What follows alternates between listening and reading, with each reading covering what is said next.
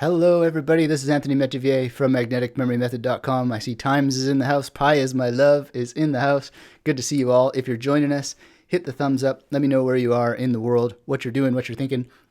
We're going to talk about a tool that I've been using, and not just the picture, but I actually have the real thing here. It's the Lucid Dreaming Journal from howtolucid.com.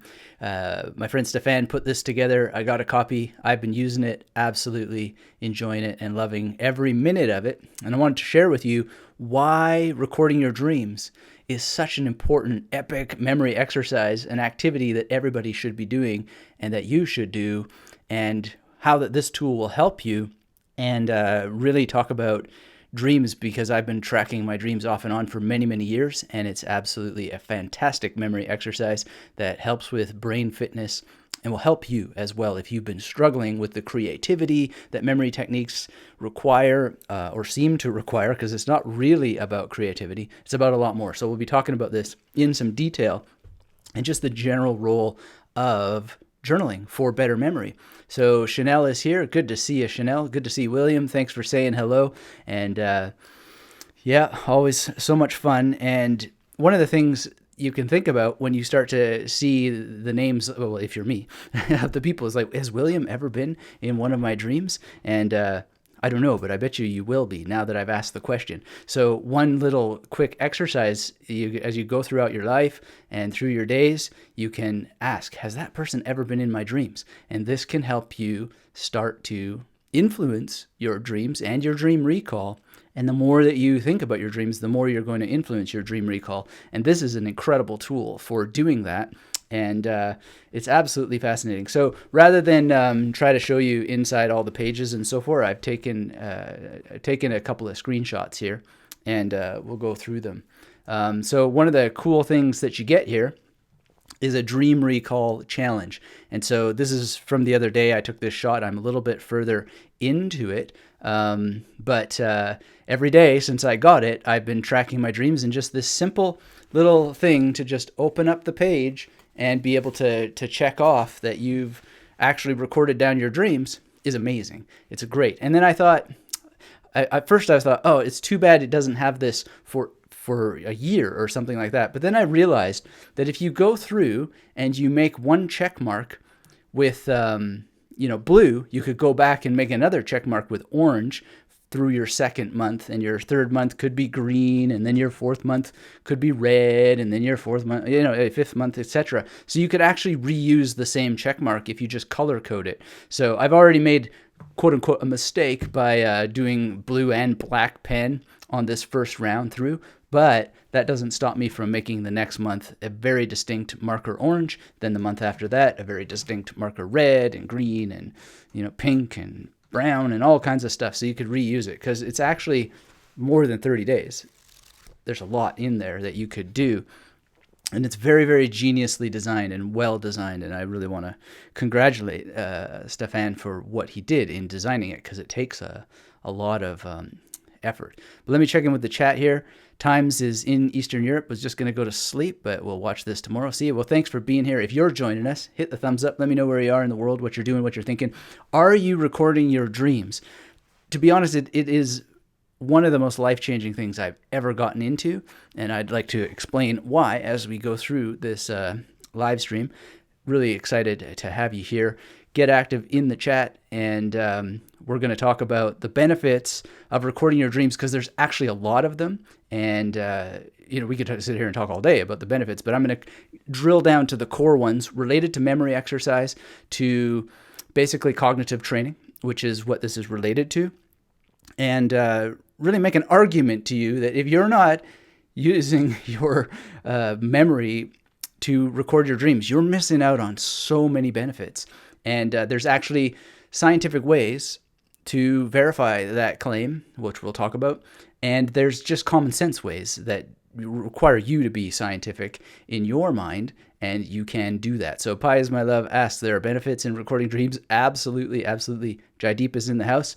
Good to see you, Jaideep. Thanks for saying hello. If you're joining us, thumbs up. Let me know in the chat where you are in the world and where you're at with your dreams. Do you remember your dreams? Do you not remember your dreams? Have you ever recorded them? Let's make this active. Let's use the technology to have a discussion, which is what live is all about. But of course, if you're watching the replay, you can get involved in the discussion area below and let us know where you are in the world and where things are with your dreams.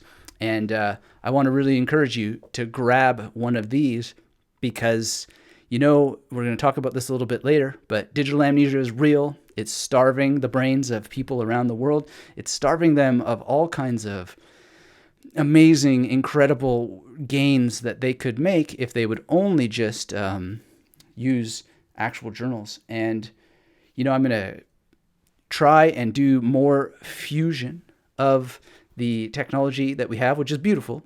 You don't want to throw it out just because there's issues with digital amnesia. We want to figure out how we can have the best of both worlds. But if you want to get one of these, go to Amazon, or you can use this simple link that'll take you over to Amazon, which is magneticmarymethod.com/LDJ with that weird goofy face that we get whenever I put links into this software. But then we get the proper YouTube version there. But in any case, I also just like to support Stefan's work. So in the discussion below, you'll find his webpage at howtolucid.com, and really great guy. And we recorded an interview for his podcast, and we'll probably be doing one for the Magnetic Mary Method podcast very, very soon because he's got a lot of wonderful training. You'll also find his link to his dreaming channel on YouTube in the description below. So Drags Bay is here. He's recorded his dreams for the past 750 days. That is awesome. That's amazing. I never got that many days consecutively, but congratulations. I know what's involved in doing that. Wow, that's amazing. 6 months was my longest consecutive that I've done. I've almost certainly done 750 days without any sort of consecutive order to it, but that's amazing if you have done it without a break, without a pause, and wonderful, wonderful. So you must be feeling really fit, and I imagine you're remembering multiple dreams that has exceeded what you would normally expect, which is the range of 1 to 2 and so forth. I was depending on how you count it, I've gotten up to like 7 to 12 dreams that I've recalled distinctly. What did I write this morning? I think I did 3 distinct dreams. The thing is the more that so I got 3 here. This is this morning, a little bit of a drawing. Like I said, I got some screenshots coming up so you can actually see this better on the screen. But one of the things that you find is that the actual way that you count how many dreams that you've had actually changes. So I wrote down 3 distinct dreams, but actually they're much more fluid. You could actually call them 1, but 1, 3, I don't know. The numbers, the numericity sort of breaks down at a certain point. Jaideep says, never done? Well, I hope that we encourage you to do so today. It's very, very simple. Look, to be honest, you don't need this, but I think you would be well served by getting one. And of course, just getting generally involved with what Stefan is doing over at How to Lucid. Really like what he's done over the years and known him for years. And so in all transparency, he's a friend of mine, but internet friend. Hope to meet him in real life one day. I've known him for years and we've done some projects together. And this is amazing, and it matters that it's actual physical. So grab that, and you can use the link that I posted in the chat or in the description below. J.A. is in the house. Good to see you. Wonderful, wonderful. And if you're joining us, hit the thumbs up. Let me know where you are in the world, what you're doing, what you're thinking. The audio is working loud and clear. Excellent, excellent. That's good to know. Drags Bay had a lucid dream last night and flew to the moon. Awesome. Yeah, a lot of my lucid dreams involve space travel for some reason. And we can talk about what actually counts as lucid dreaming as we go forward. Drags Bay says, I usually top out at 3 separate dreams. Excellent. Okay, that's interesting. Like I said, it depends on how you count it, what exactly is a dream. If I really segment it down, it just changes. It's an interesting thing. The other thing that I would say is that when I'm on a dream recall mission and I'm doing it consecutively day after day after day, what exactly dreaming is changes. So I'm much more attuned to falling into fantasy on a daily basis. And then, you'll have this experience when you're falling into sleep, you'll actually be more aware that you're starting to quote unquote dream. It's whether it's actually dreaming or not, who knows, but you're actually going into fantasy as you fall asleep. And there's a lot of books that talk about dreaming and how it should be defined, and it's not as clear that it's what it is that, you know, in terms of REM sleep and all that stuff. I'm not sure that REM is the way to define being in a dream or not. We're dreaming a lot of the day, actually. So that's very important. Let's check in with the chat. Rashida is here. Great to see you, Rashida. Thanks for saying hello. Jaideep says he's done it but never recorded. Well, I think you'll have a whole new game when you do start recording it. Chanel says, how do you know when you're dreaming in a foreign language? I've only done it once, and that was in Italian, but it was after I had listened to a lot of Italian information for a certain amount of time. Is that something that happens more often than not, or does it just depend on what you were listening to before you went to bed? Great question, Chanel. Let's break this down. So how do you know when you're dreaming in a foreign language? The answer to that is, if you don't know, then I guess you're not, right? So I've had lots of dreams in German, less dreams in Chinese, but I've had them in Chinese. And I know that I had them in those languages because I remember that that's what was happening in those dreams. Those dreams were conducted in those languages. How do you know more about what's happening in your dreams? You write them down. If you don't write down your dreams, you're going to miss out on a huge percentage of what you're actually dreaming. So writing down your dreams, in my experience and the experience of many others, it actually expands your dream recall muscle. And then you end up writing down more dreams. And then you have more integrity of what it is that you're recalling. So if I look at this, the first day that I wrote down the dream, it was just, you know, when I got back into dream recall, it was very, very little that came back. But then you look in a couple of days from then, and there's almost not enough, there's not enough space on the page. So not only you can't see this well, but I'll show you a screenshot in a minute. There's a huge drawing. There's all kinds of stuff here. It expands as the muscle grows, and it's very, very powerful. And again, I'll get into a lot of the benefits, what's going to happen in terms of memory exercise here, but it's already a memory exercise just to get into it because you start to expand. So basically, that's what's going to happen, and you'll know better about whether you're dreaming in your mother tongue or a foreign language or whatever, because you'll just have greater integrity of recall that deepens the experience of what it is that you had there, how much of the dream you can memorize, and to what extent you're certain that that's what happened there. And one of the tips is you don't want to invent stuff. When you're writing down your dreams, you just want to write down what it is you actually remember, not filling in the gaps or the blanks. I used to do that, and I realized that wasn't actually helping. That is confabulation, it's often called. So don't confabulate. Just write down the facts of what you remember. And also, don't get so precious about, having it all. You can also just, bullet point it, get the big strokes, and when you look through your dream journal, you'll actually fill in some of the blanks, and then just be aware of confabulation and learn to avoid it, which is itself a good memory exercise. To be able to know when you're confabulating is itself a great memory exercise. Adolfo is in the house. Good to see you, Adolfo. Thanks for saying hello, and fun chatting with you over there in our mastermind group. Great that you have seen the movie we were talking about over there, and its implications for memory are huge. Here's a little Bandersnatch moment for y'all. Pew, pew, pew. Is it real or is it Memorex? That is for us to decide. In any case, shock is in the house. I used to dream, realized during the dream I was dreaming, so I had controlled the dream, but I got excited and woken up. That's a common experience. I remember the first time I went lucid, it didn't last long because my excitement of finally going lucid was like, boom, and it just broke me right out of it. But you could train to hold on to it through relaxation, through recognizing the signs, and really, really understanding what lucid dreaming is. Because lucid dreaming is not really, at least not in my experience and in the experience of many other people, it's not really controlling your dreams. It's actually having limited control within a situation. But other people have different ways of defining it based on what's happened to them. But I've never quite had the experience of total control, and I actually don't think that that's what any serious lucid dreaming person is talking about. Rather, what they're talking about is basically what reality is. You have the experience of acts of will within a context that really has no free will, but rather you have the ability to select within the options that appear to you now, right? So a very simple example is that right now you have the option to hit the thumbs up, and you have the option to get involved in the chat and start to, engage with what we're talking about, or you have the option not to. Now that's not free will. And that's not even choice. That's just selection within the parameters that are presented to you right now.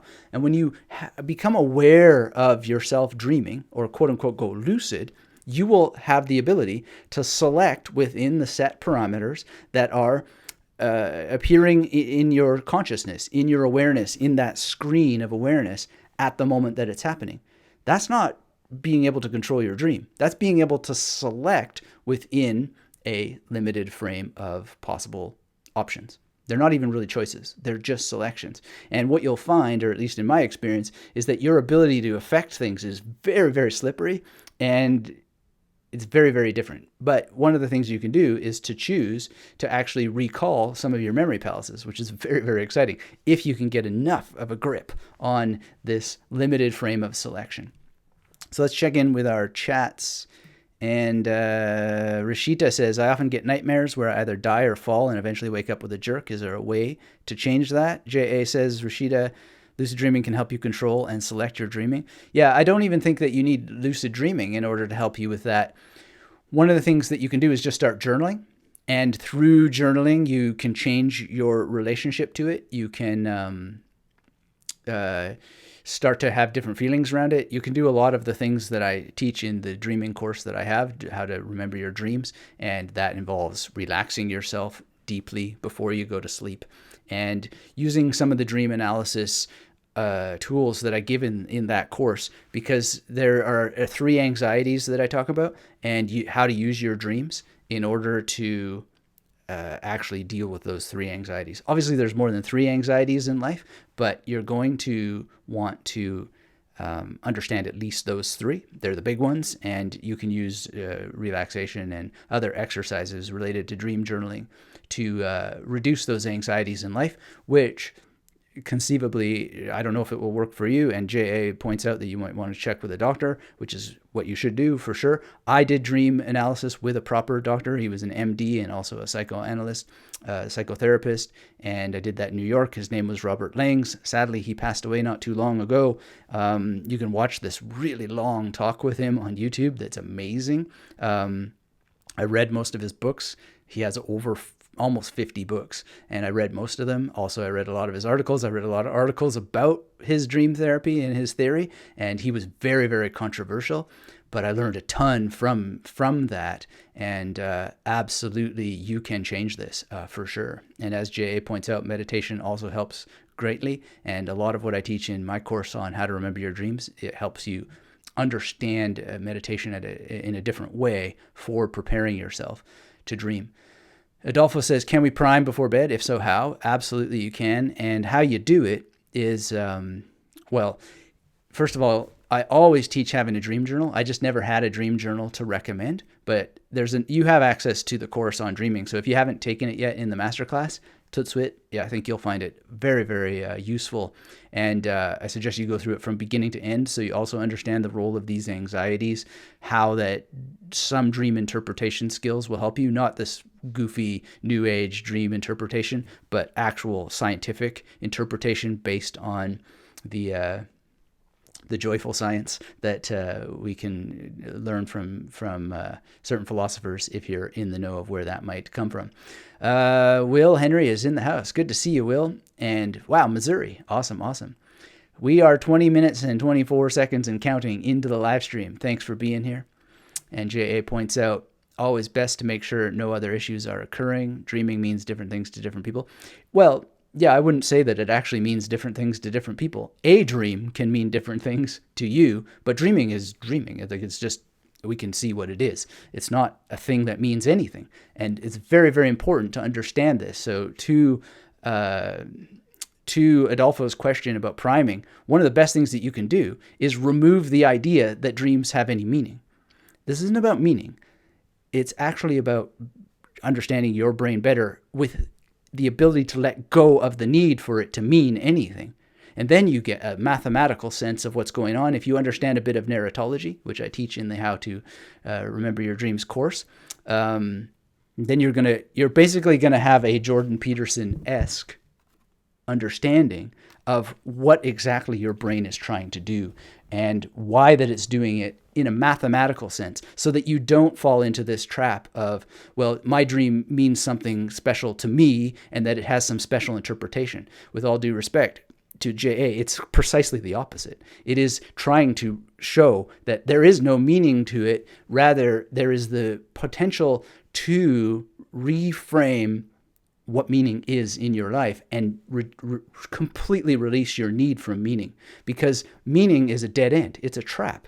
You actually want to have something completely different, which is to release yourself from meaning, which is what helps you get rid of nightmares. It's what helps you get rid of the waking nightmare that so many people are in. They have some sort of need for an outcome in life. And this is the most absolutely destructive thing you could ever do to yourself, right? You have to release the need for these things, and then you'll get rid of those anxieties that are they're just chaining people to suffering and misery. So that's what I'm really focused on in dreams. Great. Thanks for the thumbs up, Will Henry. If you're just joining us, hit those thumbs up and let me know in the chat where you are in the world, what you're doing, what you're thinking. J.A. says, what I mean is the notion of dreaming seems to be interpreted differently in different cultures. Dreaming in our Amerindian First Nations has different symbology. Yeah, but are those differences really worth paying attention to? I don't think so. I think what's more worth paying attention to is the core similarities across the board. And so there's no doubt that there's regional variations, but those things are less interesting than the actual core similarities. And I mean, we could take this to UFO sightings as well, just to show how it's actually the similarities that are interesting. So it may show up as outer space things, or it may show up as columns of smoke and fire in ancient tribal cultures, and you may know what I'm referring to there. But what's more interesting there is not the differences and how it shows up as differences, but rather what are the narratological and cultural references and the anxieties that they're exposing, and how can we escape those anxieties? I don't think differences are very nearly as useful as the core similarities. Where difference gets useful is when you want to trap yourself into suffering. That's where it's useful. All right. So thank you for those thoughts, and please keep pumping them in if there's more to explore. Josh, hello. Thanks for saying hello. Let's carry on. I want to show you a couple more images from this journal. And basically what you get is you get a spot to actually write down your dreams. You have a spot to give your dream a title if you want. I sort of abandoned this after a while. You get a date. You get a place to say whether you were lucid or not. You also can specify what technique you might be using. So there's the wild technique and so on and so forth. And you can also write down your wake time. I'm not particularly interested in what time that I wake up, or really not using any particular lucid dreaming technique, because I personally prefer not to go lucid, and I always have. I sometimes feel a little bit different and think that I might launch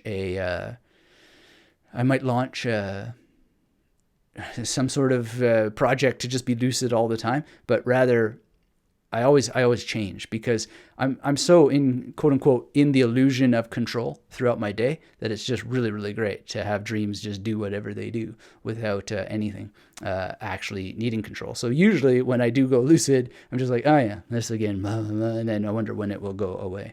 Let's check in with the chat. If you're just joining us, hit the thumbs up. Let me know where you are in the world, what you're doing. And Physical says, I see dreams as a way of the subconscious to say something. What's there? I think it's a different way to manifest intuition in your life, not exactly just peeking in the future. Great. That's interesting. I don't know what you mean by subconscious. I don't know how you would define that. I don't know how you would distinguish that from the unconscious. That'd be interesting to know. And it may be a way of manifesting intuition in your life. I would love to see how you would evidence that. And as I teach in my own course on dreaming, you want to make sure that you don't trick yourself and take yourself into dead ends because you're manifesting intuition. That's goofy woo-woo stuff, and it's just very, very dangerous. So I would just take very, very good care before that you start making decisions on your interpretations of your dreams. That I don't think is wise. Adolfo asks, have you been lucid enough in a dream in which you've realized that you've been able to control the dream? Thanks for that question. As I just went through, I don't know if you missed that part. The reality that I've experienced, and different people may have this differently, is that you don't get to really get to control. You have an experience of selecting from possible options, and you have what I would call the illusion of will, or you have the experience of acts of will, but it's ultimately the same illusion of the acts of will that you have in everyday life. So it's not really that you have any sort of acting in the world in that sense. To give you a concrete example of this, the last lucid dream that I recall having, which I recall all of them, so it must be the last one. It's not a lucid dream if you don't remember it. Like, it just doesn't really stand to reason. And you won't forget your lucid dreams because they're so out there. You don't have to write them down. Like, if you're gone lucid, you're going to remember it, at least in my experience. But the last one that I had, I was in a spaceship and I was just flying out towards the sun and so forth. And I had control of the spaceship and I just had to drive the spaceship. And it was spinning around and I had to try and regain control. I didn't have any choice other than, if I don't get control of this spaceship, I'm going to be in trouble. And ultimately in that dream, I never really brought it under control because it was just spinning so wildly around. And I knew I was dreaming, and I knew that if I didn't, in the dream get control of this, then I was going to be in trouble. Like, it was going to crash or whatever was going to happen. That is not controlling your dream. That is controlling a spaceship that is out of control in a dream. Now, in other lucid dreaming contexts, there's been the ability to, like, often I will wake up in the apartment. And one of the things that's great about lucid dreaming is, in my experience, I often get up and I start to write in my dream. And then I realize, oh my goodness, I'm dreaming about writing in my dream journal. Not this, that hasn't happened with this dream journal yet, but just my normal journals, dream journals that I use. And then you have this limited sense of control. So I might say, okay, well, I'm gonna write in my dream journal, and then I'm gonna see if I can remember what I wrote in my dream journal, and then I might go and leave the house and go fly around or whatever, or I might go and just see if it's possible to revisit memory palaces, etc. But generally, it's not really being in control. It's being able to select from within a small parameter of possible things that you could do, and then from there, I've never really gotten so far out that I'm, navigating entire worlds or stuff. Go to the library, read books, fantastic books and stuff like that. But then it's confabulation. There's a lot of invention that goes on there within this limited frame. All right. Thanks for being here, J.A. Good to see you, and enjoy Peach. See you the next time on the replay. Josh says, I read somewhere that it's impossible to recall dreams. Is that true? Josh, thanks for that question. I can tell you that I can recall dreams, and I have endless experiences doing this. So I don't know where you read that. If you can find where you read that it's impossible to recall dreams, let me know. I'd love to read that. It may be that what you read there actually is making a claim that makes some sense in context, but I'd love to read that for myself and see what it is, because they may be coming at it from a particular angle. It depends on what they mean by dream. It depends on what they mean by recall. Pi is my love says, thank God you are rational and talking down against this whole new age dream interpretation pitfall. Well, thank you for that. Pi is my love. Yeah, I'm very, very, very much a scientist by training in my heart, and I'm very, very cautious against recommending anything that would lead people in those directions. Those things exist in the world. People are going to do them whether I poo-poo them or not. But I've done a lot of study of those things, and man, they are preying on the most gullible aspects of human nature, and that's not good. It's not good for anybody. It's not even good for them, even if they think that it is. So we need to avoid that. But there's many, many things that are so good in our lives that we can benefit from. Whew. Got a little moment there with my hair. There's so many things that we can benefit from in life that are somehow lost in this junk of woo-woo and nonsense, that we need to not throw the baby out with the bathwater. We can excavate some gems from the nonsense. And I've sort of devoted a lot of time from doing that, because, you don't have to agree with all the things that the woo-woo merchants say. There's a lot to learn. An example would be Wayne Dyer. That guy just whips out nonsense left, right, and center. But that doesn't mean you couldn't benefit from some of it if you have your, what Carl Sagan called your baloney detection kit working nicely. Michael Shermer also has borrowed this baloney detection kit thing. I was very, very lucky to encounter that stuff before I ever started to engage in and read any self-help stuff. So that means you can actually read that stuff and just go through the baloney.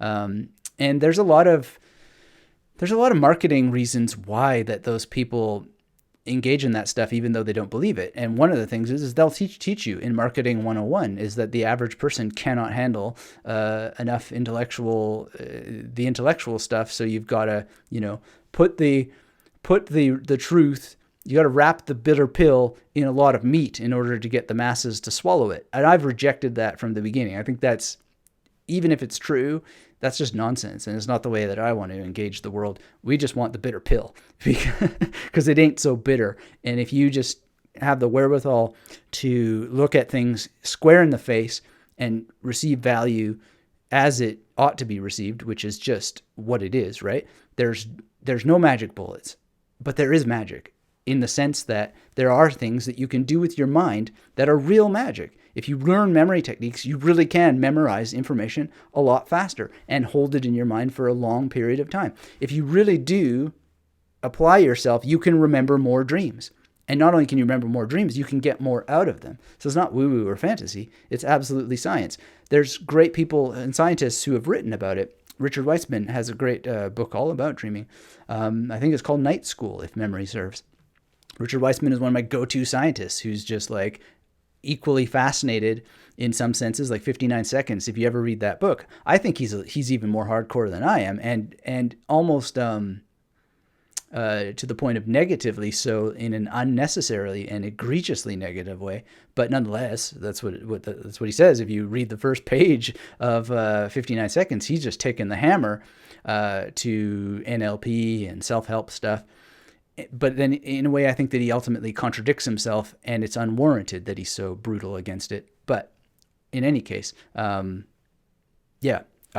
think that there's just wonderful, wonderful science out there. Unfortunately, it's not nearly as popular, but it's getting more popular, and it's going to get more and more popular if we keep telling the truth about it, and we essentially resist, and we show up, and we don't just poo-poo all those ideas. And actually, when I did graduate research in hypnosis and a lot of the things that I did in my PhD around friendship and persuasion and all that, one of the things that the NLP crowd points out is that they just aren't able to command the budgets in order to do the research. And I don't know if that's true or not, but it is a problem. It is a problem in science, is that there are people who want to run experiments that they just simply can't afford. And because of their scientific training, because of a lot of factors, maybe they haven't qualified with this or that degree inside of a system, they're not even able to persuade the people that might become interested in their ideas and their experiments and actually get them run. And my answer to that is, well, there's nothing wrong with that. I mean, that's what science is. Science is a very, very rigorous and robust tool that humans engage in. And yes, sometimes the protections that have been built up around it are too rigorous, too robust, and they filter out all kinds of things. But at the same time, if you really want to get done what it is that you want to get done, and you're really, really convinced of it, and you are really yourself a scientist, you will get it done. You will. And this is just, that's the way it works. That's the way it works in every field. It works that way in sports. It works that way in music. It works that way in the entertainment industry. It works that way in corporate business and entrepreneurialism. The people who want to get things done, they get it done. And that's the way it works in science as well. And science has protective measures around it to enable that the things that get done are essentially, there's mistakes that are made, but overall it's a pretty good system. It's the best that we've ever come up with, and it's done so much for humanity. So even in my own ideas that I have for doing scientific studies in memory, I have a PhD, I have 2 MAs, I have a BA. It doesn't mean nothing because I don't have a science background. I don't have a BA in science, I don't have an MA in science, I don't have a second MA in science, and I certainly don't have a PhD in science. So how would I be able to do that? I'm looking at it right now. I'm thinking long and hard about going back and getting a BA in science so that I can qualify to go and get into a graduate program and learn to be maybe a cognitive psychologist or a neuroscientist or whatever. I don't know if I'm going to do it, but I think a lot about it, and it would enable me to actually authentically engage in those kinds of experiments, because I think that there are a lot of experiments that aren't being run that could be run, and they're not asking those questions because they're not themselves memory mnemonics users. Boris Conrad is, and I got to catch up with him at some point on the Magnetic Memory Method podcast and talk to him about this. But all of those tools that a lot of woo-woo scientists complain about, they're actually working just fine, because if those people would just play the game and actually play it well, then they would be able to be part of the scientific progress that is very healthy, very normal, and very, very good. And the beauty is that science is a self-correcting mechanism. So even those people who were vilified and were shunned by the system, if what they said was dead on or worth whatever it was worth, it'll eventually come to the top. It will. And this is something, Sheldrake, Rupert Sheldrake is his name. He's starting to make a little bit of a quote unquote comeback now. And he's coming back with the iron hammer about, yeah, I was right all along and all that sort of stuff. Well, we'll see, my friend. And if you were, the actual scientific structures that you felt was locking you out of the system, they will be the thing that validates it, if there is something there to be validated. So all of the whining and crying all that time that came out of people like himself and other people like him, that it will have been worth the suffering that you went through. And you will ultimately, you think right now, you're getting, you're reckoning from science, but it's precisely because of the same process that you will get your day of reckoning, and that's just a great thing. And don't play the victim card too hard. You ultimately would need to acknowledge that that it was working fine all along, and it kept you out for reasons that may have not been nice, but that's just the way science works. It's the way that it has for a long time, and it's the way that it always will be. All right, let's check in with the chat. Thanks for being here. Hit the thumbs up if you're joining us. Let me know where things are with your dreams and how you are doing with your dreams, and where you are in the world and what you're doing. Physico says, intuition is just a tool. I do not make decisions based on that. What is subconscious and unconscious? I don't see a difference. Intuition for me is just a different kind of feeling that something is wrong. My conscious mind is what I decide to do with it. Big claims. Interesting. I'm not sure that I would follow you along that, but if your conscious mind is what you decide to do with it, then test that. Test that and see if that's really true. Test that and see if you really do decide what it is that you decide to do with your mind. Reclaiming Life is here. Hello, good to see you. Thanks for being here. You say one type of lucid dream is where you are simply aware of the fact you are dreaming, and you can choose not to interact with the dream as well. Lucidity, after all, is a word referring to awareness. Indeed, that's a good way of thinking about it. Thanks for that. J.A. says, I recall dreams too, even ones that were vivid to me in childhood. Yeah, I remember childhood dreams also. That's a good point. Thanks for raising that. One of the dreams I'll never forget from childhood it's an interesting dream because I had to have a lot of surgeries when I was a kid. I had 8 surgeries total on my ears. And it's one of the reasons why I'm 80% deaf in this ear, which is one of the reasons why I sometimes don't remember names correctly because I hear them incorrectly because I have directional deafness. So if that sound doesn't go directly in, I often don't hear it from this side. And also I have a lot of like distractions. So one of the classic examples is memorizing all these names at a table, and I'll call a guy named Graham William just because I'll have heard William when it was Graham because of the music playing in the background. But in any case, those are always just interesting times to just say, oh, well, that's interesting. I mean, at least I got the yam part of William or Graham from Graham. But the thing is, the childhood dream that I remember so much is having to, I don't know which of my surgeries it was, but for weeks or what felt like weeks before going to the next surgery, I had the dream of what it felt like going under with the anesthetic from the previous surgery or one of the previous surgeries. And this tortured me like crazy. I don't know what age I would have been, probably 6 or 7. And I just remember coming up with this song, which is, I used to sing myself to sleep. I'll never dream. I'm not going to dream. Never going to dream. No, no, no, no. And it was just like, but it would only just make me dream harder and worse, this same dream. And what it was Animal from the Muppets. And he'd be spinning around faster and faster and faster and faster and faster in this weird sort of kaleidoscope. Oh man, it was terrible. I had this for weeks and weeks on end. Even just thinking about it now gives me the goosebumps. I hated that dream. I still do, just thinking about it. But in any case, and that dream was what I remembered from a previous surgery going under the knife. And for whatever reason, as they put the mask on and were sending me to sleep, everything just started to spin. And Animal from the Muppets was there. Nobody likes surgery, but man, having nightmares like that before you have a surgery and then having it come back is just terrible, terrible. So, Adolfo says, I have a recurring dream that I'm back on my ship working in my department. During the dream, I absolutely realize that I've been out for 20 years with a family, but I continue to work. Freaky experience. Yeah, that sounds freaky. Amazing. You know, one of the things that I found, now that you mentioned that, is that when I had nightmares until that I started dream journaling. And when I started to dream journal seriously, and then I had like one thing that was a disturbing dream since that time. Maybe there's a couple more, but I've almost virtually eliminated any kind of negative dreaming.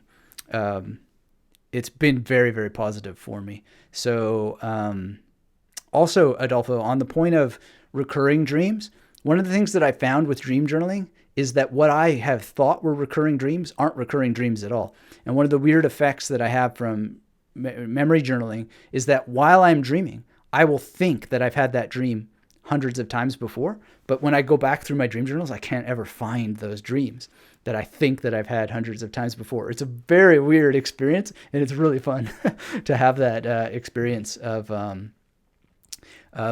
feeling like you've had a recurring dream and then realizing that it isn't. I'm not saying that your recurring dream is not a recurring dream, but I've never been able in my dream journals to verify that what I think is a recurring dream is actually a recurring dream.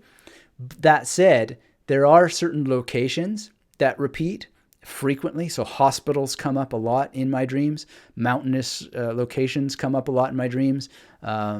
Going from city to city comes up a lot in dreams. Recently, swimming pools and hotels have come up a lot in my dreams. Airplanes and airplane trips come up a lot in my dreams again and again, like airplane crashes. But the weird thing is that the airplane crashes are never negative. I don't know why. They're just like these really weird and powerful and intense experiences that are very calm and just fascinating somehow. But they're not nightmares, even though the plane is crashing or whatever. I can't quite explain it. I can't put my finger on it. But in any case, wow, dreams are so awesome. Let's see here. Jay says, my baloney sense is tingling. Bzz, bzz. Hilarious. Yeah, that's that is what we need. We need our baloney sense, like Spider-Man has his Spidey sense. Excellent. Helen is here. Good to see you, Helen. Thanks for saying hello from Houston, Texas. And you say thank you for sharing your knowledge. Thank you for being here. If you're still here, awesome to see you, and really appreciate you being here. Pie is my love says the bitter pill at the end of the day will be your savior. Yeah, well, I don't know about being a savior, but you know, there's an episode with Wim Hof on Tim. Now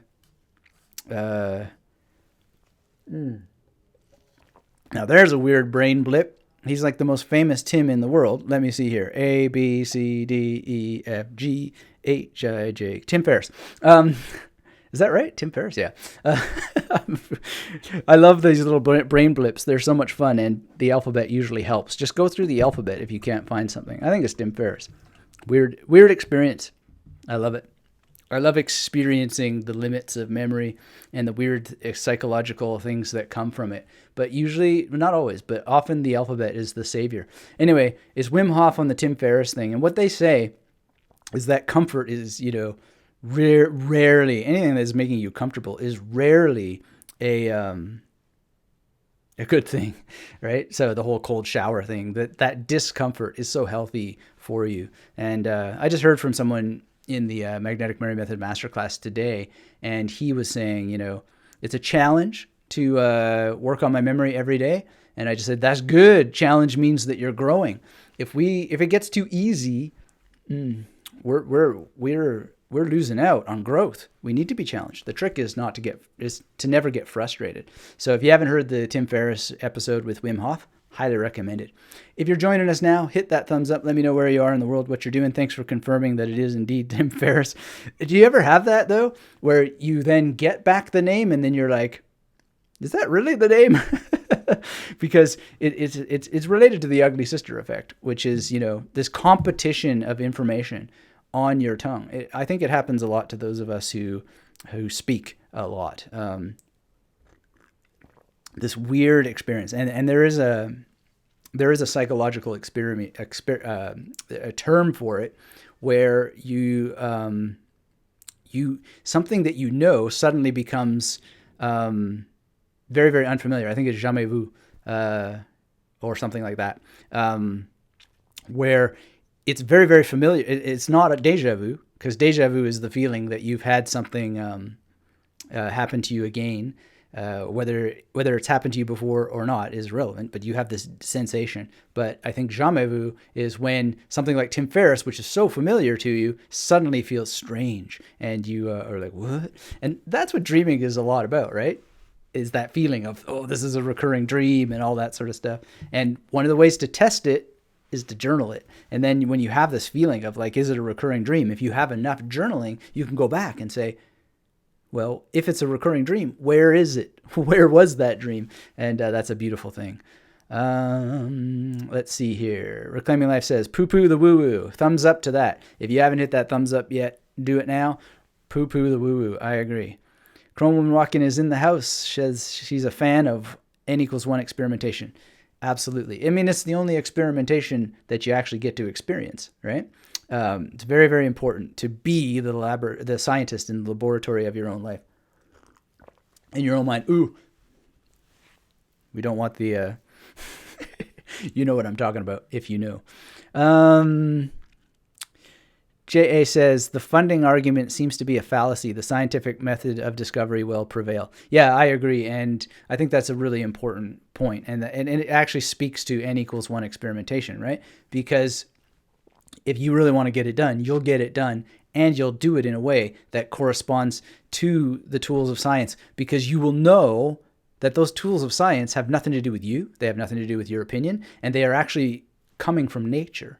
A lot of people think that somehow humans invented nature. No, they observed what happens in the world, right? And then they constructed a tool in order to help them better understand what's happening in the world and then actually make progress in the world using the scientific method. And the scientific method isn't often discussed this way, but the scientific method was not invented by humans. It was observed by humans and then used to enable us to run experiments in the way that nature itself runs experiments. So that's what that is. And what science actually is the production of evidence in support of claims that help us either confirm or deny things, and then improve the nature of the claims that we're making and produce better evidence that either supports or fails to support our conclusions about things in an ongoing process that improves over time, which is precisely what evolution does, right? And not only that, but evolution doesn't really care. It doesn't have feelings about it. It doesn't have any sort of, oh, well, that's too bad. And it also doesn't necessarily have progress towards better in mind. It doesn't necessarily have optimization in mind in the way that we often attribute it to it. It has many, many other different things. But the idea that evolution is evolving to anything better is not really necessarily what's going on. Same thing with your own n=1 experiments. Do you have to actually optimize anything? Do you actually have to be progressing towards better or anything like that? No, not necessarily. What better means is really something that you don't even have to decide upon. But having a goal certainly is important, but rather you want to think about what the nature of that goal is and how willing you are to just let go of the outcome, regardless of whether it happens or not. This is very, very important. And that's what this can do for you. Because if you just let go of the goal of lucid dreaming, you'll have a great adventure, a much greater adventure than if you get yourself in a frustration loop and say, oh, well, I'm not lucid dreaming, I'm not lucid dreaming. That's not the point. The point is to have a scientific experience and to do it through experimentation. All right, so JA is out of here. Pi is my love is gone. All right. Thank you for being here. Thank you for joining us. If you are sticking around, hit the thumbs up. Let me know where you are in the world, what you're doing, what you're thinking. And sorry we didn't get to your question about aphantasia. Pi is my love, but I will answer that right now, and you can check out the replay. So would aphantasia affect the ability to develop lucid dreams? To be honest, I just don't know the answer to that. But let's bookmark that for some future discussion, and maybe we can get Stefan on the show in the future to address that. But let's carry on and look at this a little bit more. Here's another image, and you can see what's so great about the journal is it gives you space to draw. And I like to draw, you don't have to have them be colorless.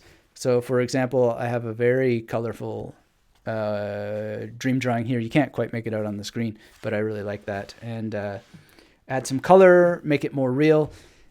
There was a couple of dreams that were very interesting because they had the color of money in them, like actual American dollars, and it was really wild. In two separate days. So the first day there was a pool that was kind of like, imagine coins were the color of dollar bills, and there was a swimming pool that had this coin motif, and it was very, very dollar bill like, even though it was coins. And it was just a wild swimming pool, the weirdest swimming pool I ever saw in my life, but amazing. And then the next day there was a person whose mohawk was growing, and it was growing backwards, and it was the color of money. It was really great, really amazing.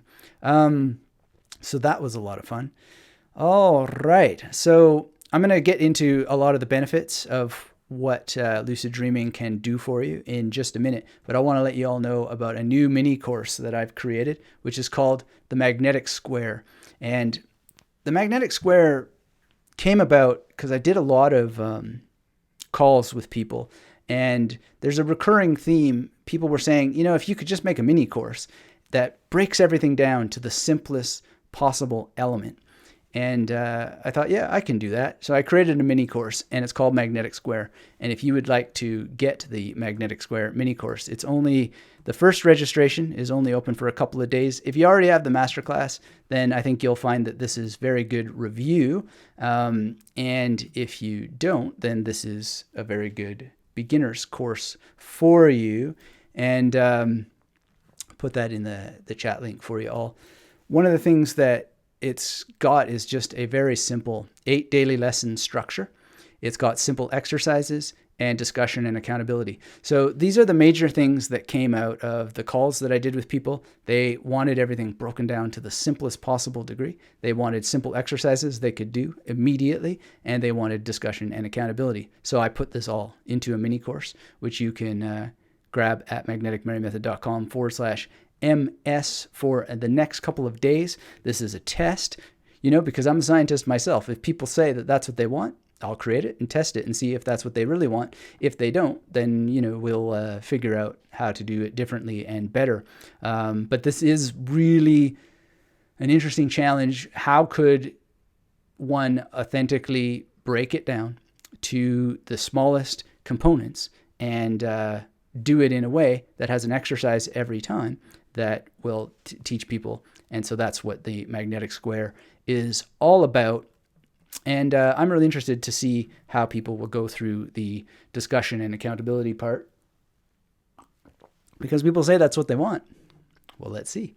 Let's see if that's so. So that's at magneticmarymethod.com/MS, and only going to be open for a few days. So if that's of interest to you, grab it now, and we'll refine it over time. I may turn it into an audiobook, a video course, and if that's the case, then obviously it will be available in those formats. And thank you to anybody who would like to participate this time around. Now, back to dream recall. Is dream recall brain exercise? Well, I think that this is a very, very powerful question to ask, and absolutely it is. And we're going to talk about how and why that it is.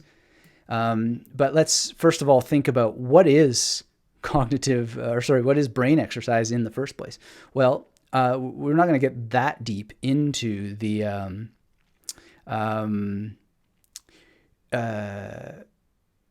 whole brain science, but we're gonna talk about it. But basically, brain exercise is helping you develop your cognitive reserve. It's helping you build your memory reserve, and it's a big business out there. And I think it's a flawed and very, very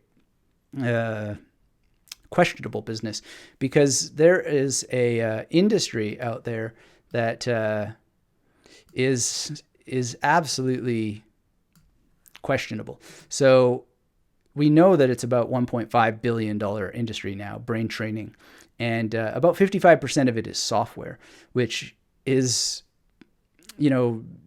okay, perhaps, but it's definitely linked to digital amnesia, which we've talked a lot about in the past. And not only is it about digital amnesia, which digital amnesia is the inability to process information, let alone remember it.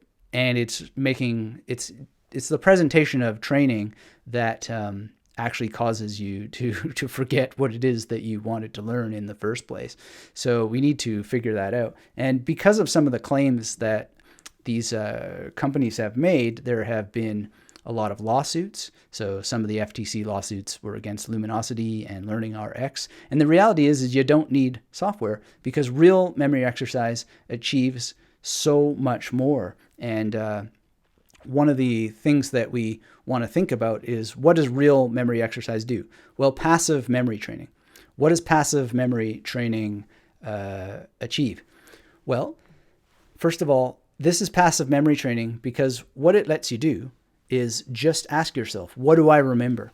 And in a lot of memory rehabilitation, what they talk about, and they do this in hospitals, is just showing someone who has had some sort of brain damage from a stroke or a car accident, showing them a number of words, and then coming back an hour later and saying, did you see this word an hour ago? Did you see this word an hour ago? And this is just passive memory training. The 4 details exercise that I've taught a lot is passive memory training.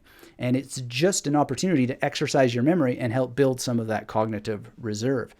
But this not only serves that function, you just ask yourself, what do I remember from my dreams? It actually doesn't matter whether you remember anything from your dreams or not. The actual investigation, the exploration, is giving you some of that training, and it will help you start to remember your dreams. But then you also have the opportunity to actively memorize what it was that you had in your dreams. So there's many, many ways to do that I talk about in the How to Remember Your Dreams course. That's in the masterclass. If you have the masterclass and you haven't taken that course, dive in. It's obviously an extracurricular activity, but it could perhaps be the most important extracurricular activity for you.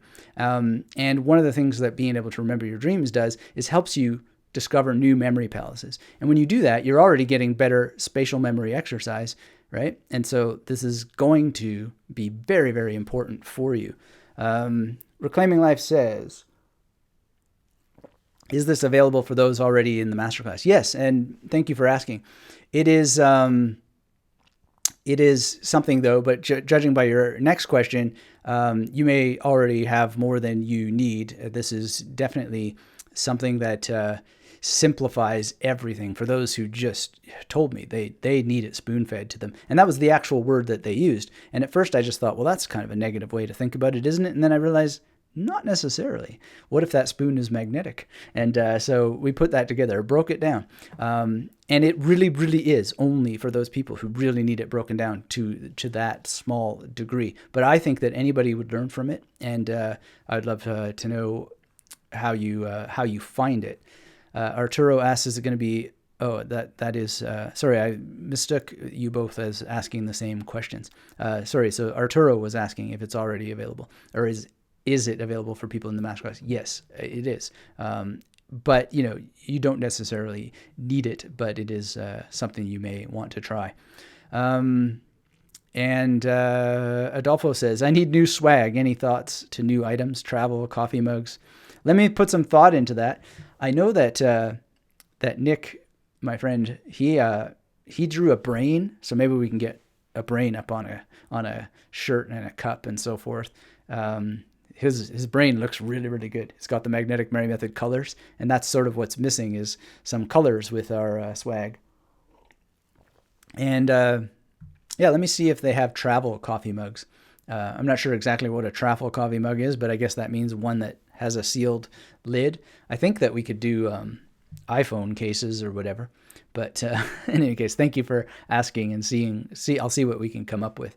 And I appreciate your having gotten swag in the first place. That's fantastic. All right. So again, a lot of dream recall has to do with passive memory training. And, by the way, I put a link in the description below that has a link to like a massive list of some of the cognitive experiments and research papers that have been out there. So you can decide for yourself. I'm doing a lot of reading about that. And as I mentioned earlier, thinking about potentially going back to school to qualify to be some sort of scientist. I actually have to see what kind of science that would belong to. Certainly I've always been interested in cognitive psychology and all those sorts of things. I don't know if it makes sense or not, but I'm exploring it, and I'm very interested in the potential of going back to school, as strange as that would be. What do you think? Let me know in the chat if you think it would make sense to go back to school, and if it would bring anything to the art and the craft and the science of memory from the work that I do, or if it would just be some strange exercise that would ultimately wind up doing very little, and maybe time would be better spent memorizing cards or something like this. I don't know, but I'm very, very interested in memory science and learning more about it, because here's why. It has improved my practice. It's given me so many ideas for more brain exercises, and it's just really, really improved across the board. Just learning more and having more ideas. And if you were here for the live stream on how that the method of Loci or memory palaces, Loci, Loci, Loci, can help with depression, like that's super fascinating to me. I can think of different experiments I would want to run, and it'd be very, very interesting to do that. Will suggests Magnetic Mary Method stickers. All right, yeah. Let me see if I can do that. Reclaiming Life says tinfoil hats has swag to keep out the woo-woo and the magnetic memories in. That's right. Maybe we can come up with some kind of sticker for one's forehead that would help you keep your mind open, but not so open that your brain falls out. Physico says, hooray, Dr. Metivier, go cognitive psychology. Yeah. Well, one of the cool things would be like, imagine vlogging, going back to school and using these techniques to learn. It'd be kind of cool. I mean, it was way more interesting to me than going and doing a meaningless memory competition. Not that memory competition is meaningless, but it's meaningless to me in the sense that when I went and competed, and I can probably remember a couple of those pieces of information, but they were just nonsense. Like, it doesn't do anything. But on a live stream not too long ago, what was it? It was posterior, superior, parietal lobe. And that is the orientation association of the brain. I remember this from reading in Skeptic.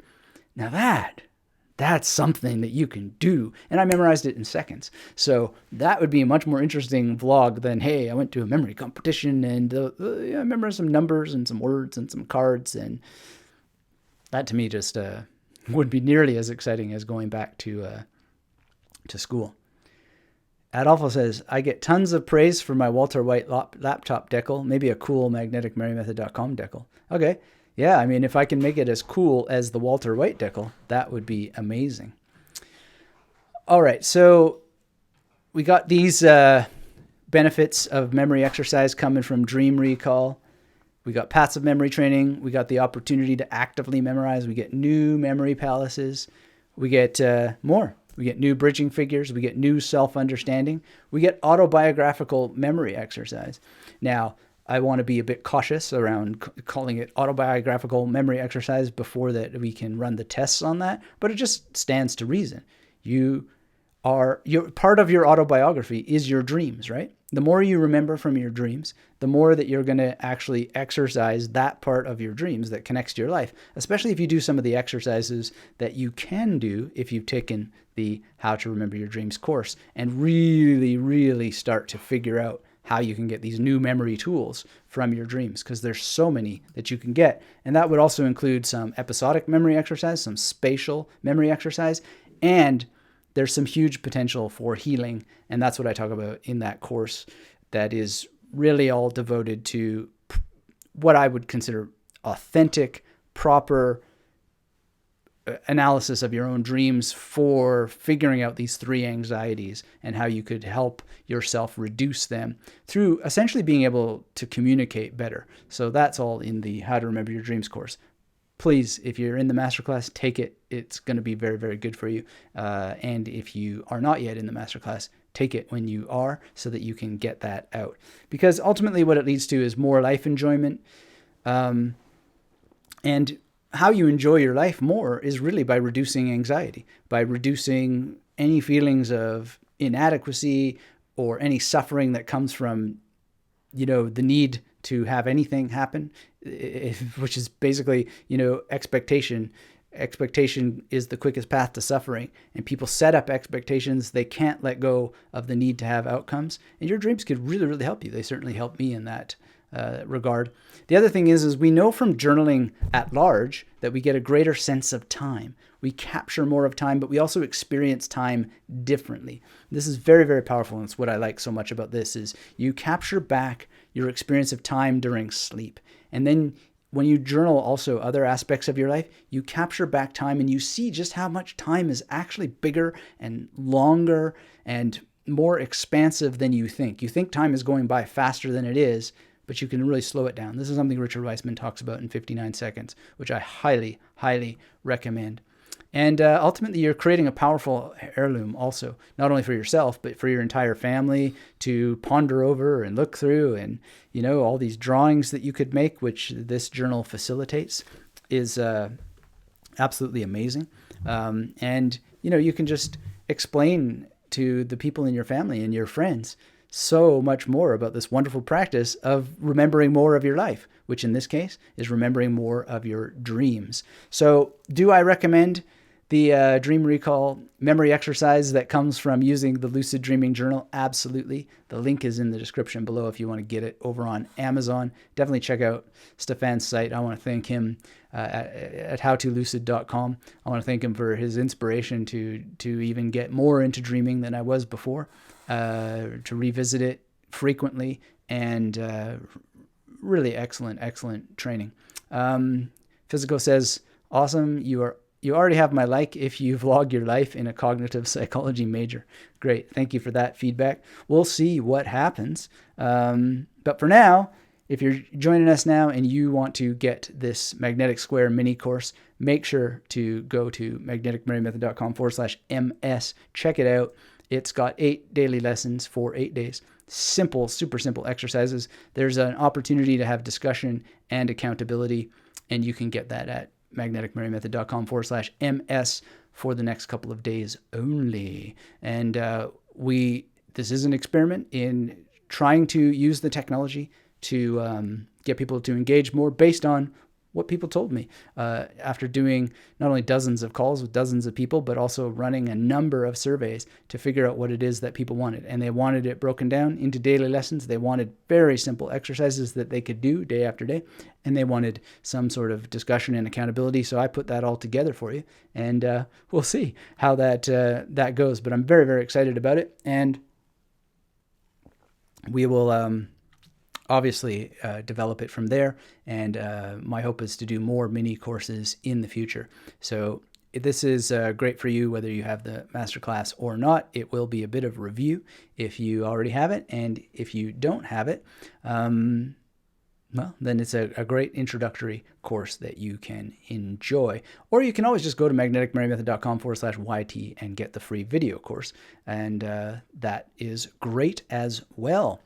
All right, everybody. So I'm going to stick around for just a few more minutes, but mostly I really want to encourage you to start recording your dreams. If you have any questions, pop them in the chat now. I will be here for, let's call it 2 minutes to see if you have anything you want to say, anything you want to ask. And if not, then I'll be out of here. Lucid Dreaming Journal at howtolucid.com. I love this thing. It's not only a beautiful object, but it actually does what it is designed to do, and it just has so many wonderful features. There's a number of things that I didn't talk about that you'll discover as you go through them and be surprised. Wow, just amazing. And it's just got wonderful I mean, it's just simple, right? Which is what makes it so awesome. It's like the Apple computer of lucid dream journaling. So I highly encourage you to grab that.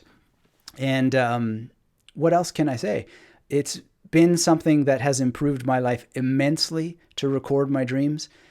It's very practically improved my memory because it's a simple memory exercise that it just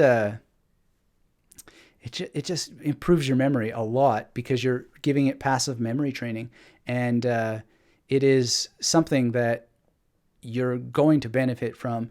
And you're going to benefit from by being more connected with your life and having more tools in your memory practice, more memory palaces, more bridging figures, more, and more skills with association. All right, so let's see. Pi is my love said, could you come back to my question, please? Let me look back through your questions. Where can you find this lucid dreaming course? Is that the question you mean, Pi is my love? Thank you for that. If you're in the masterclass, it's not a lucid dreaming course. It's called How to Remember Your Dreams, and it is in the masterclass. And it's at the moment not available outside of the masterclass, but you could email me at anthony@magneticmarymethod.com if you wanted to get it independently. Actually, you know what? I think maybe it is currently available outside of the masterclass. We were changing the Magnetic Mary Method store around, so I'm actually not entirely sure. I'm trying to do the entrepreneurial thing and have teams build stuff and do stuff. So I'm not sure where that's out, but it may be. I should retract that. It may be available independently, but I actually don't know. But we can see what's possible. But really, it makes more sense in the context of the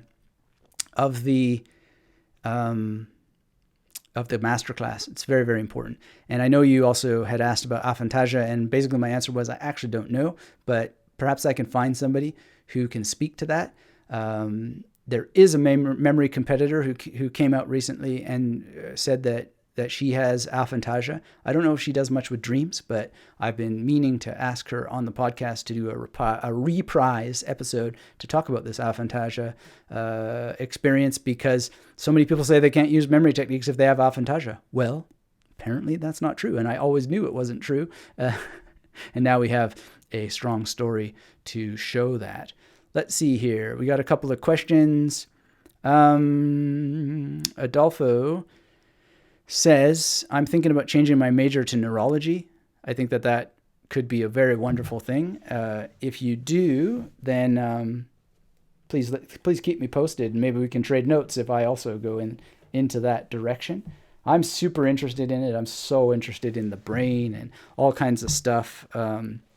That'll be a lot of fun if we were both doing it together or even just related. Will says, good memory book suggestions. Okay, well, I would recommend that you get the Memory Connection in print before that all the copies are gone.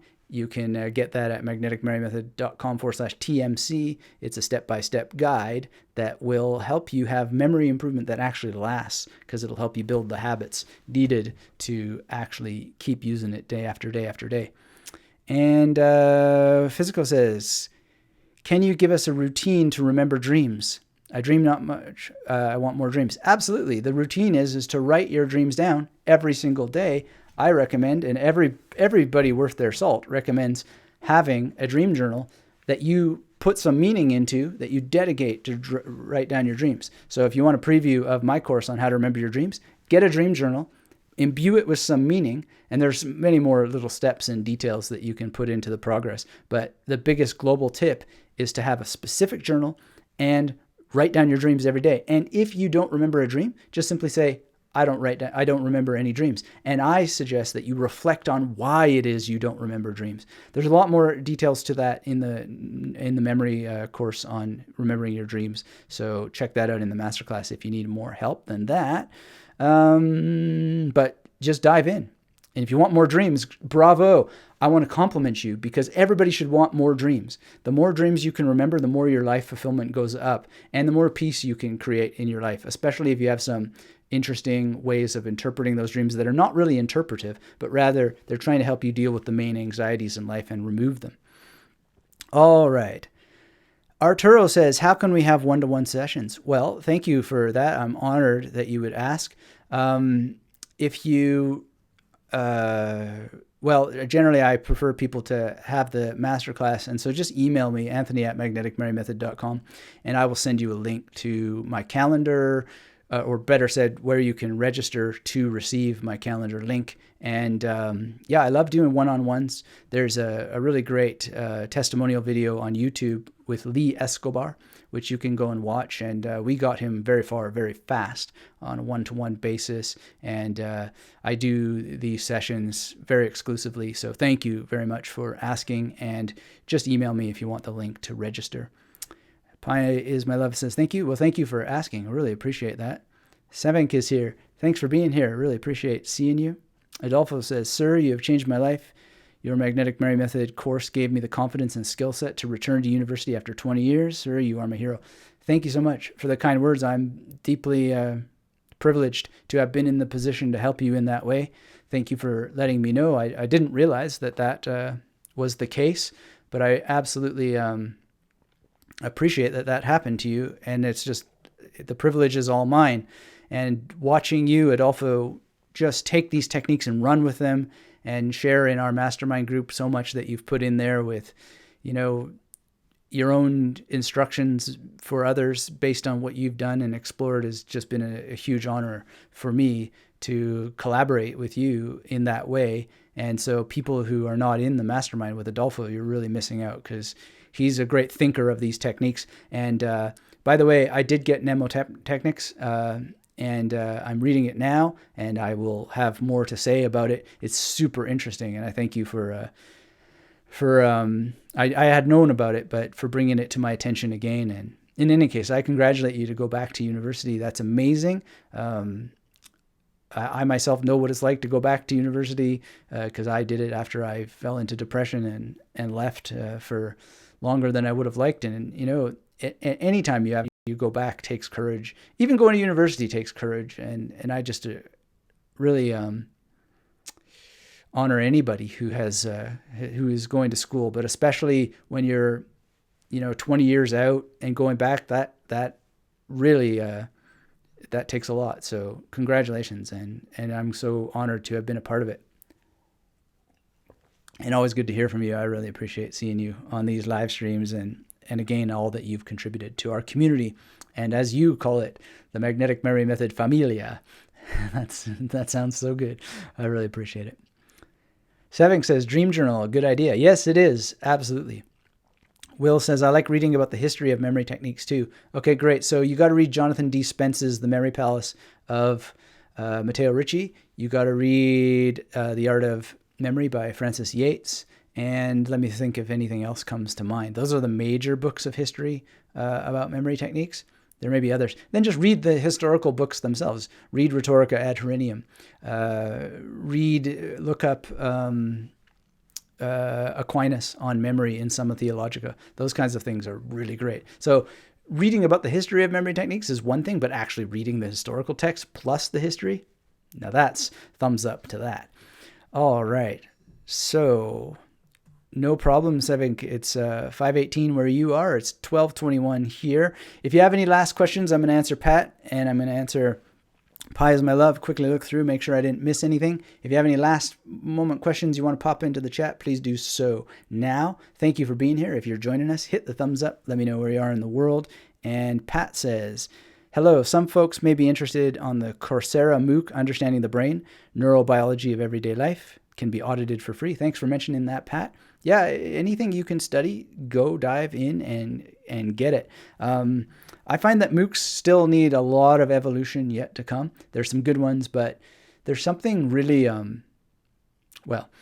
would do them differently if I was the MOOC master. And I've had the opportunity to do MOOCs, but until that they pick up their game, I'm not quite interested in doing one yet. But I am interested in doing one when they have their priorities a little bit more refined and cleaner, because there's some problems there. And in some of my future imaginings of what I might do, I have to solve those problems that I think are there and actually confirm that they're there. Because just because they're there for me doesn't mean they're there for everyone. But so far, I think it's in its infancy, and the more that we can participate in them and think through what might make them better, the better. The better it will be for us all. Pies My Love says, life fulfillment and peace from dreaming. That sounds spectacular. Oh, yes, it is.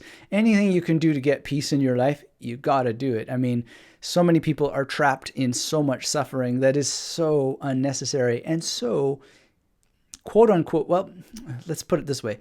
Simple doesn't mean easy, and easy doesn't mean simple, but they're both simple and easy in one respect.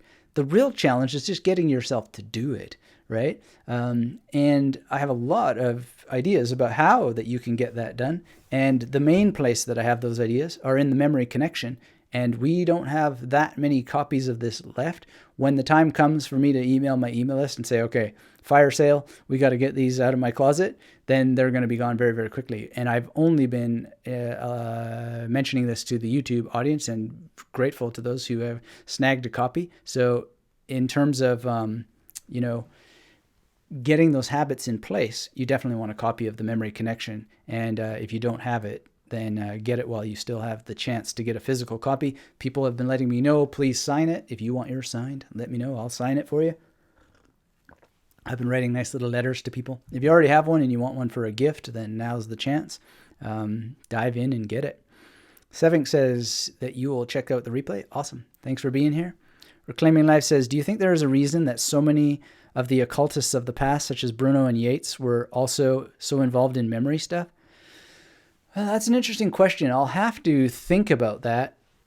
I think that we'd have to determine to what extent people in general were involved in memory stuff, and then look at how many people were involved in the quote unquote occultist stuff, and what exactly do we mean by occultic stuff, and so forth. That's a wide ranging question, and I think that the way the question asks really matters, because memory was more prominent at certain periods, but that doesn't mean that it was in a per capita sense more prominent. And if there is a relationship there, we'd have to see what it is. Scott Gosnell has some interesting thoughts about that related to Bruno, and he has some bones that he picks with Yeats and her conclusions about Bruno's occultism. So you might want to listen to that interview. I know you have, or I believe that you've mentioned that you have, and you might just want to think about that with more reading that I haven't done yet. But I mean, this whole notion of what a cult is and so forth is very thin, and it's very conditioned by the lenses of discourse that different people bring and what they mean to it. that might not stand as to be as robust as one thinks from the present moment relative to how it played out in those moments, especially considering that,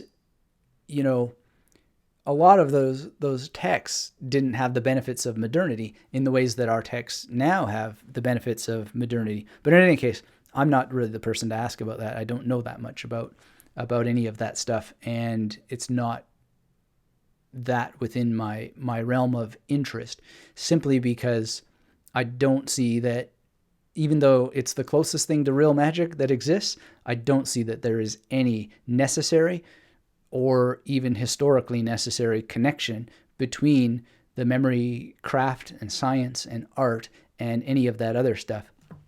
If anything, the fact that they survived has to do with the science of it, and that science was not preserved in any other sense other than that it works, and it works regardless of one's belief. It works regardless of one's tradition, and it was firmly and remains firmly ensconced in a variety of traditions, a variety of schools of thinking, a variety of philosophies, and a variety of scientific applications. So why that memory techniques have not only survived but also evolved has many, many different stories, and there is no need, I think, or even reason to believe that there is a connection. And it's very, very thin. It's a thin argument. And I think that this relates, I'd have to ask him, but I think this relates to what Scott Gosnell was critiquing in Yeats's conclusions. All right. So, to Physico, I think we're talking about the word occult in a very different way. And again, this is not really my topic, so we will pick it up perhaps under another lens at another time, and I may not be involved in that. Pie is my love asked, do you have any tips on overcoming laziness? I'm in my last year of school, and I cannot be stuffed studying during these holidays. If you need to go... DW about the question.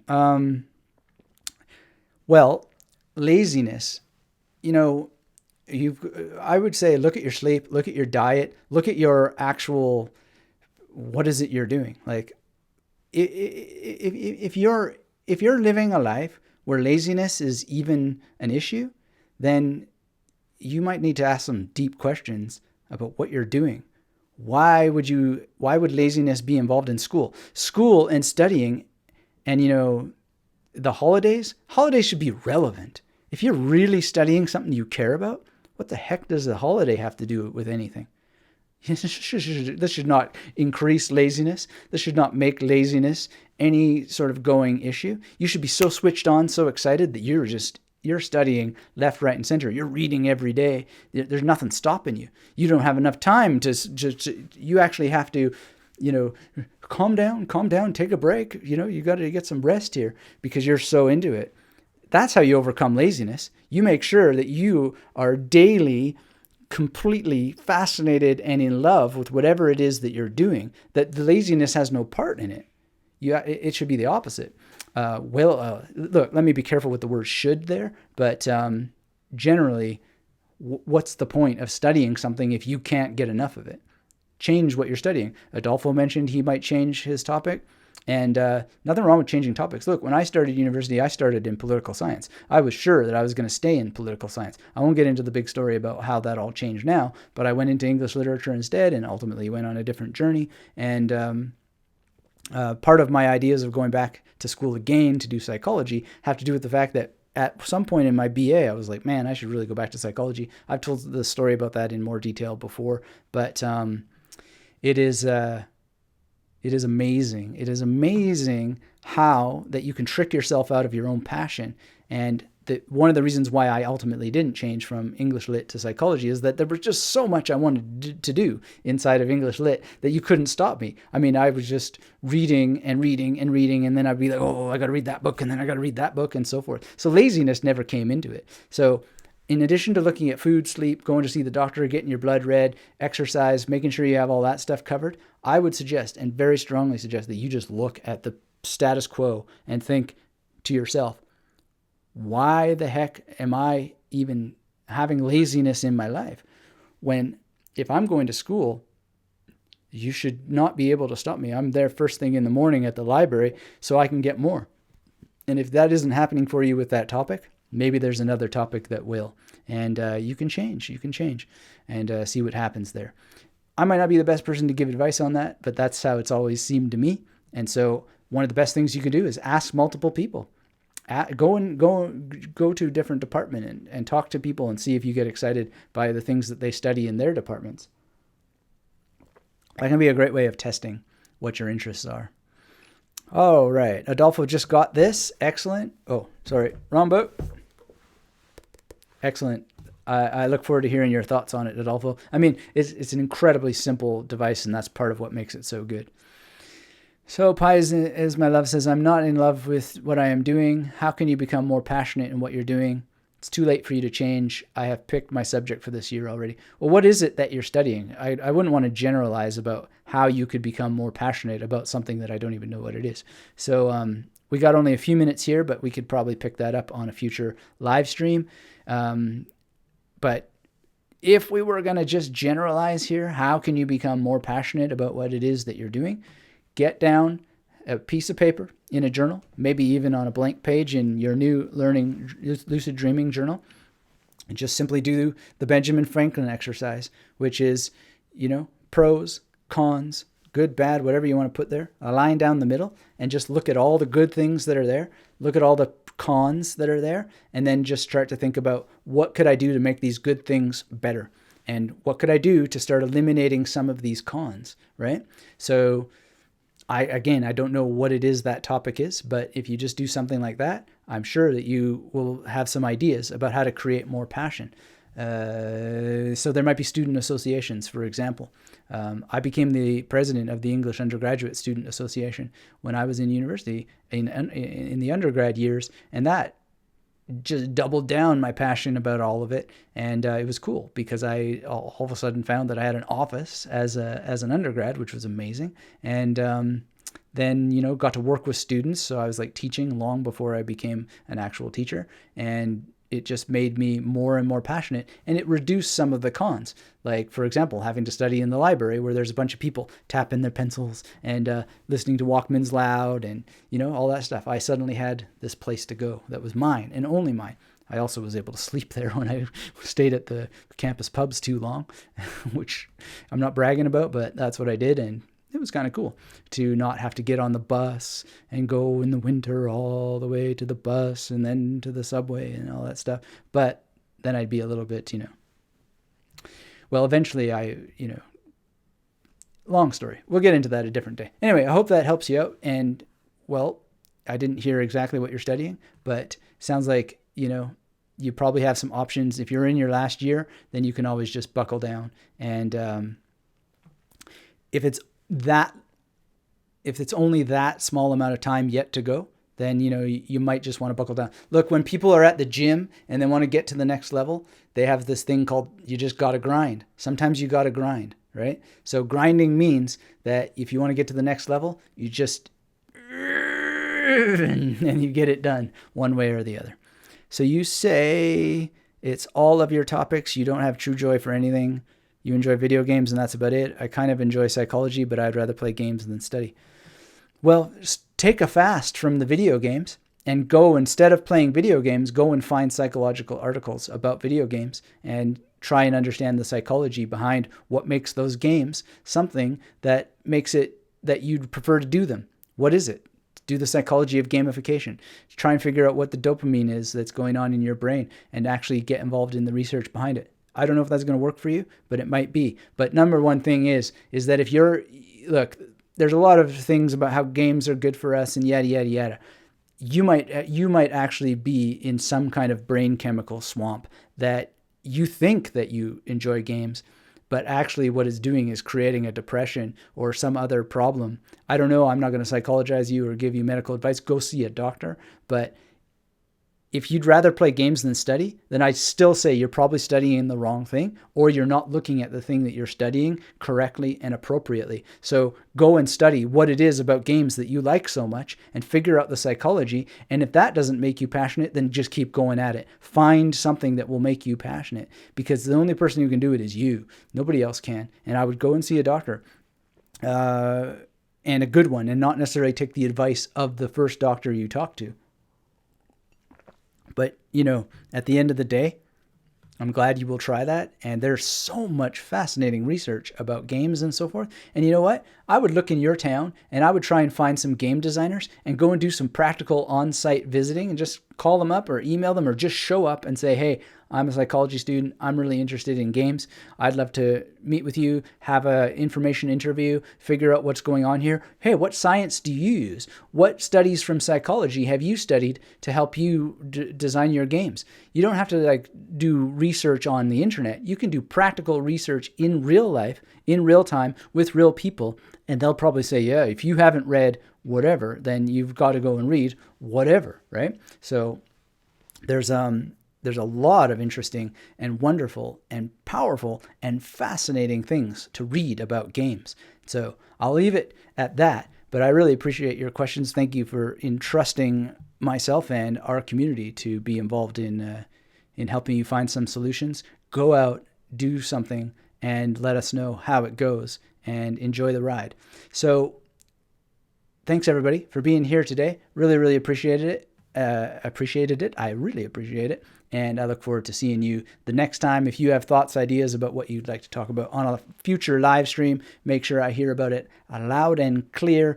And for those of you who joined the Magnetic Square in advance, looking forward to seeing you go through that program.